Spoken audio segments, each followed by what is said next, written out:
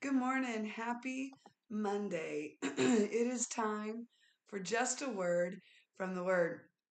Our passage this morning comes from the book of Matthew, chapter 2, verses 1 through 3. It's going to sound kind of odd, but I just couldn't get over it this morning. Now, when Jesus was born in Bethlehem of Judea in the days of Herod the king, behold, there came wise men from the east to Jerusalem, saying, Where is he that is born King of the Jews? Listen, this is what the wise men said. For we have seen his star in the east and are come to worship him. Now pay attention to Herod's response. It's telling. When Herod the king had heard these things, he was troubled, and all Jerusalem with him. That star had been in the sky for a good year and a half, maybe closer to 2 years. And Herod hadn't even paid attention to it. Y'all, it took the wise men coming from the east to go to Herod's castle.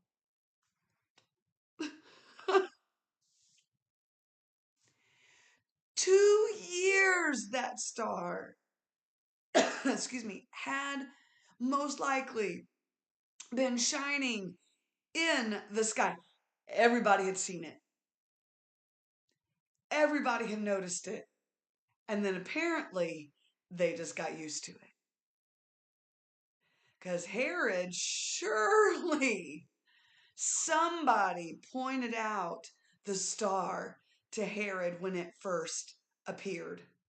Surely somebody in Herod's realm saw a new star pop up in the sky. And yet, Herod doesn't pay a bit of attention to it. The star that heralded the birth of the Lord Jesus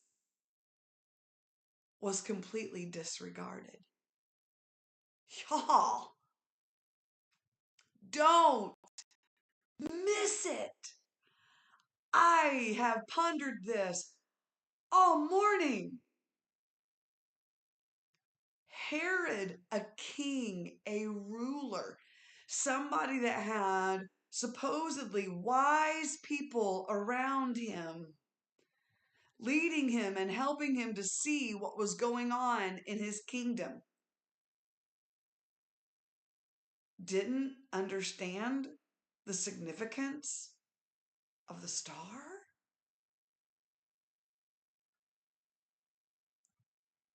Here's your word from the Word this morning. God will place things in our lives that will shine like a star and try to point us to something significant going on in the spiritual realm. And we might even notice, oh, look, something's happening. And then we just go on about our lives and we totally lose the significance of what God is doing in the spirit realm. Don't miss it. Don't let somebody else come from a far distance and look at you and say, don't you see the revival that God is doing here? Don't you see the signs that God is working in your midst and you can't see it?